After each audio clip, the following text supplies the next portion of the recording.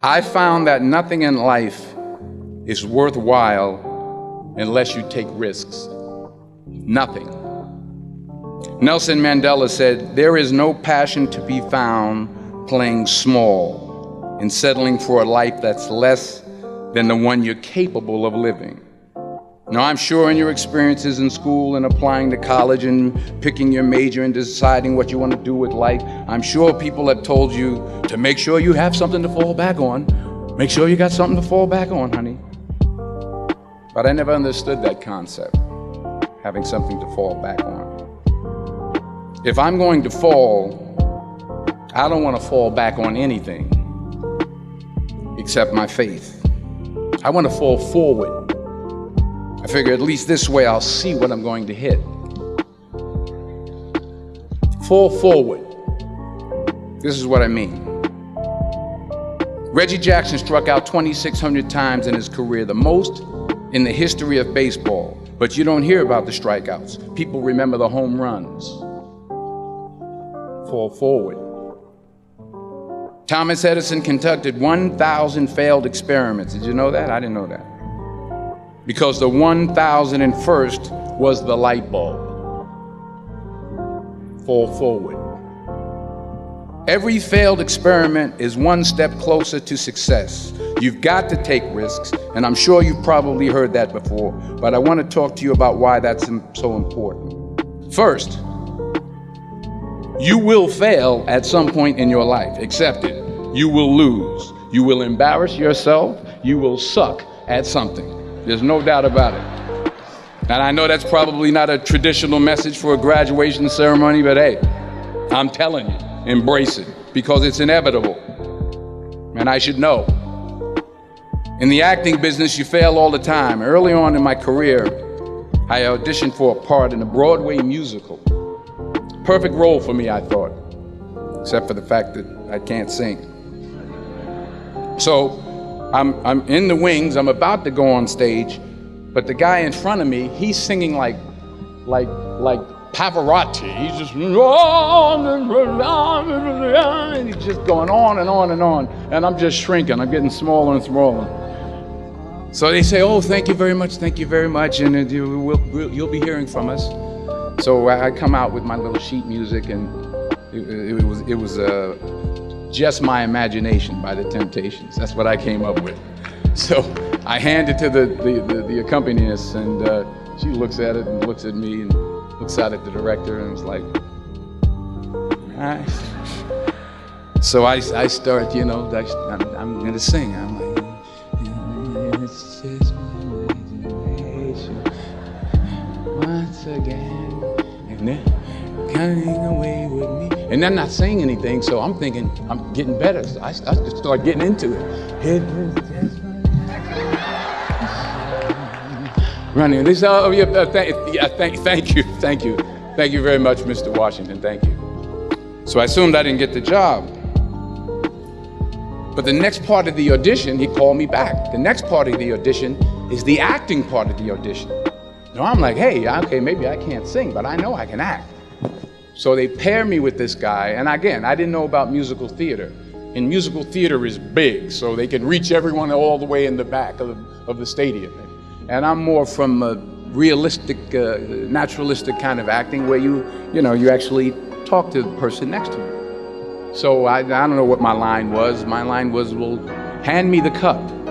And his line was, "Well, I will hand you the cup, my dear. The cup will be there to be handed to you." I said, "Oh, okay."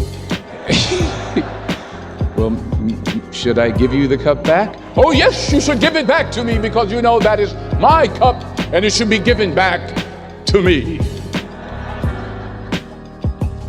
I didn't get the job. But here's the thing. I didn't quit. I didn't fall back.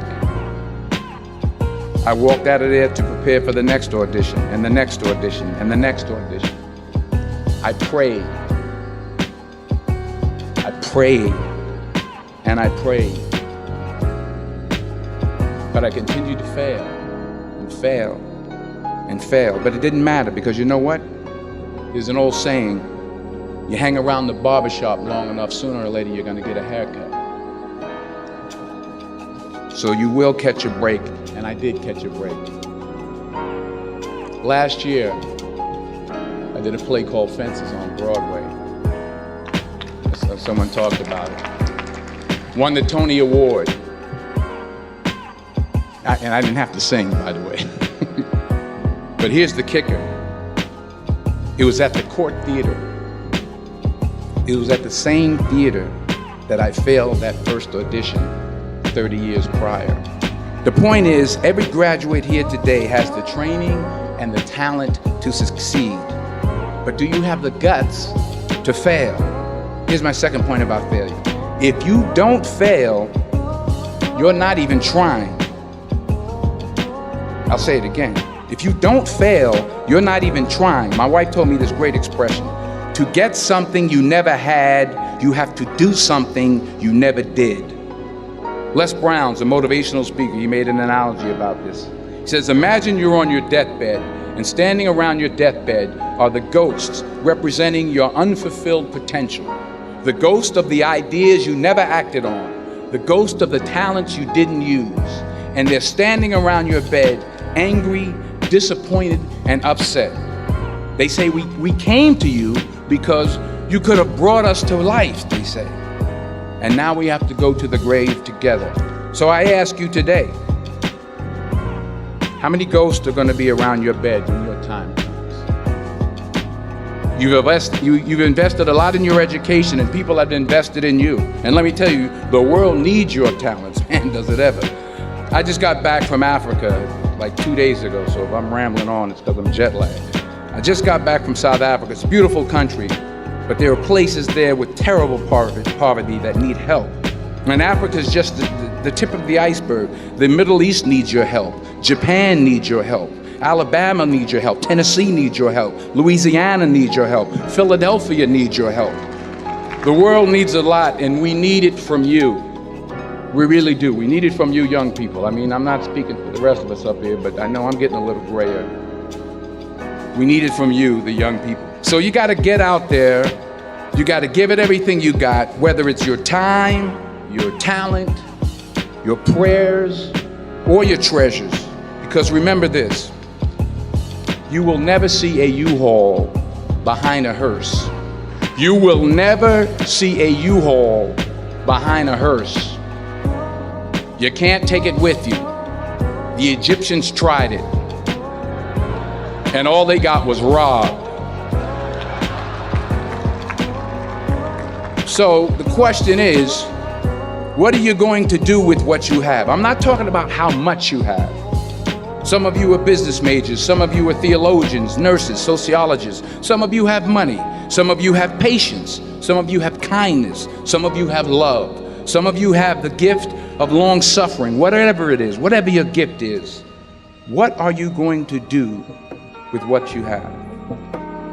All right, now here's my last point about failure. Sometimes it's the best way to figure out where you're going. Your life will never be a straight path.